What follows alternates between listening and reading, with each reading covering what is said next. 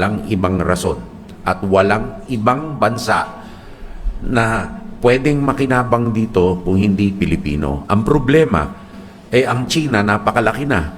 Ang Pilipinas napakaliit. Gusto pa nila tayong kunan para sa mga tao nila. So, hindi pwede yun.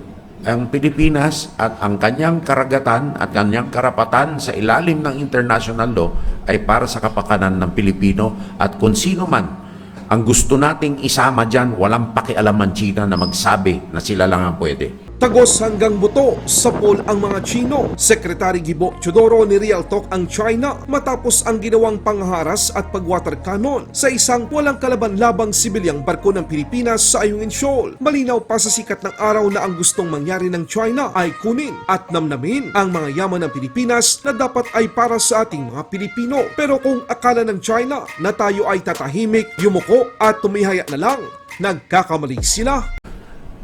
Kami ay hindi magpapasubo ng ating mga kababayan sa panganib. Ngunit, ang panganib ay lumalapit sa atin. So, anong gagawin natin? Hindi naman tayo nambubuyo dito eh. Ano bang pagbubuyo ang ginawa natin? Kung ginawa natin ito within their 200 nautical mile exclusive economic zone sa may Hainan Island, yun ang provokasyon. Dito nila ginagawa eh. So, anong gagawin natin bilang Pilipino? Nang sinasabi ko panay-panay. Meron ng kautusan ang ating Pangulo, meron na tayong mga plano para dyan. No? So, hindi tayo nagdadagdag ng utos at plano. Nasa sa armed forces natin kung papaanong mag-react within the confines of that plan. That being said, alam na naman ng buong mundo na illegal ang ginagawa ng China na pagkukupkop ng West Philippine Sea batay sa kanilang hindi kapani-paniwalang historical narrative na walang bansa sa buong mundo na naniniwala at maraming bumabatikos. So, sa makatwid, kahit sila siguro nahirapan maniwala, yun lang ang pwede nilang gamitin kahit hindi ka paniwala na batayan upang maituloy ang illegal nila na gawain. Sa kabila nito, sa ating masusing pakikibaka sa West Philippine Sea sa ilalim ng UNCLOS at ng international law, tayo ay napakaraming kaalyado at ni isang bansa walang bumabatikos sa atin. Kaya ang China, bagamat kung ano man ang sabihin nila, para sa kanilang tenga na lang yun. Dahil walang epekto ang kanilang sinasabi sa buong mundo dahil hindi sila pinaniniwalaan, lalong-lalo na ang ating mga kababayan na sawang-sawa na sa ginagawa nila. Pero, sir, based sa latest na nangyari, mas grabe yung nangyari water cannon. So, last time, dalawa yung sinking ships. Alam mo, wag natin ang usapan bilang bansa ang taktikal na nangyayari. Kasama yan. Pagka may mga operasyon na ganito, kasama yan sa kalkulasyon. Meron tayong plano para dyan. May kautusan na ang Pangulo. Ngayon, ang ating mga operatibo sa Armed Forces at Coast Guard, pinapatupad ito. At kung anuman ang nangyari, meron silang contingency plans para dito, batay sa general plan na binigay. Ngayon, ang dapat natin hindi kalimutan at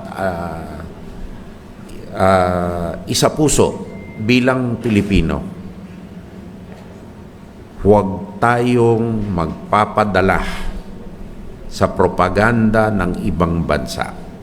Dahil ang nakasalalay dito ang kinabukasan at integridad ng bansang Pilipinas sa ilalim ng archipelagic doctrine, no, na ipinaglaban natin.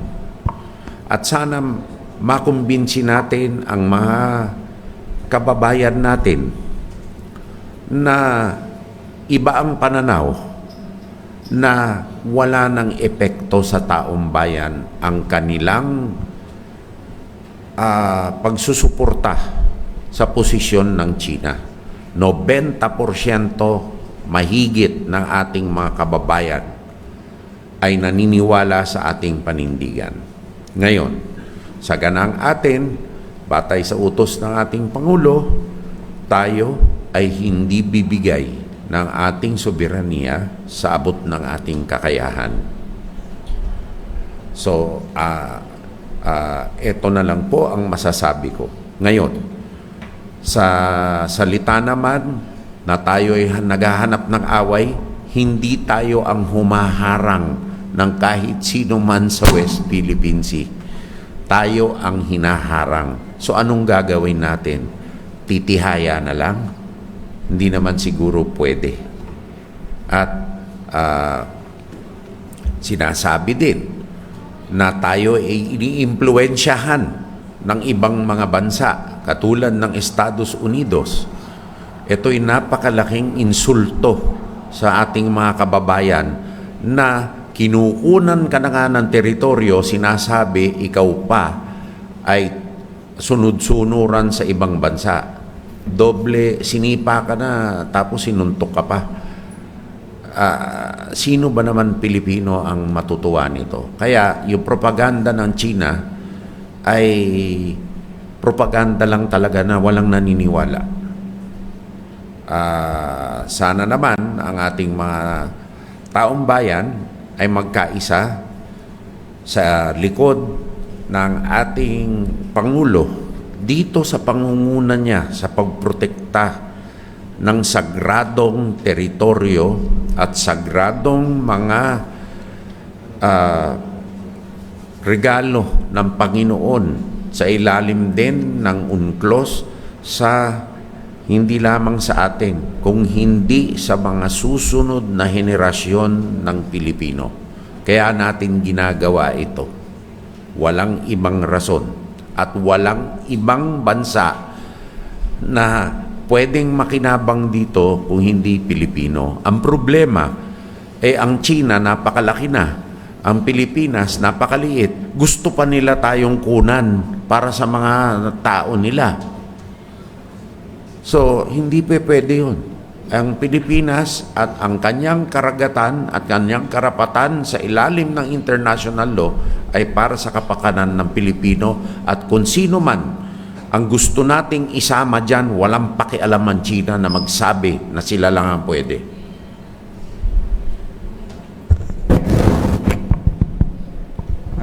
Sec, one question lang.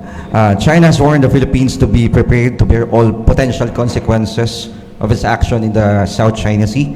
Spokesperson for China's Ministry of Foreign Affairs said, and I quote, "If the Philippines repeatedly challenges China's bottom line, China will continue to take firm and decisive measures to firmly safeguard its territorial sovereignty and maritime rights and interests." Sir, your reaction on that, sir? Now, paano natin china-challenge ang kanilang bottom line? Sila nga ang pumapasok dito sa teritoryo natin eh. Ano bang bottom line yon? Iyan na naman, yung bottom line na yan, walang bansa sa buong mundo, ni isa ang naniniwala dyan. Kung hindi, ito ang paggamit ng dahas upang takutin at payukuin ang Pilipinas sa kanilang ambisyon, kung ano man yun. So, yan ang reaksyon ko. Bakit kayo nananakot?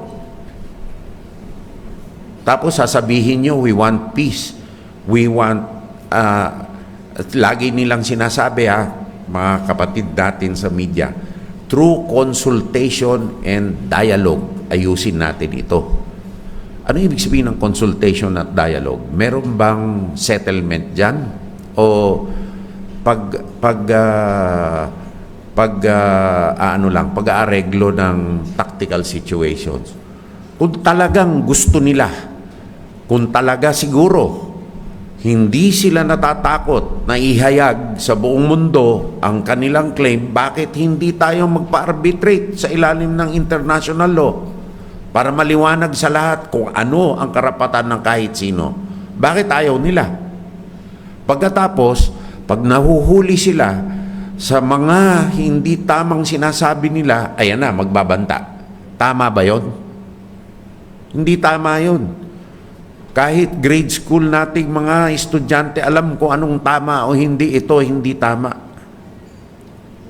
Sir, walang dapat kaalaman, hindi dapat matakot yung Pilipinas, sir. Kami ay hindi magpapasubo ng ating mga kababayan sa panganib. Ngunit, ang panganib ay lumalapit sa atin. So, anong gagawin natin? Hindi naman tayo nambubuyo dito eh. Ano bang pagbubuyo ang ginawa natin? Kung ginawa natin ito within their 200 nautical mile exclusive economic zone sa may Hainan Island, yun ang provokasyon. Eh dito nila ginagawa eh. So, anong gagawin natin bilang Pilipino? Ang video na ito ay hatid sa inyo ng 1xBet, isang legit betting site sa mundo. Para mag-register, pumunta lang kayo sa 1xBet website at tingnan ang 1x Games. Under the 1x Games, marami kayong pwedeng pagpipilian. Good news! Dahil tuloy-tuloy ang pagbibigay ng hanggang 7,800 na bonus sa unang nyong deposit gamit ang promo code na inyong nakita sa screen. Pwede ring makita ang promo code at link sa description at comment section ng video na ito para makuha ang inyong bonus. Matapos mag-register, pwede kayong mag-deposit gamit ang iba't ibang payment method. Ganon din sa pag-withdraw ng inyong pera. Laban Pinas.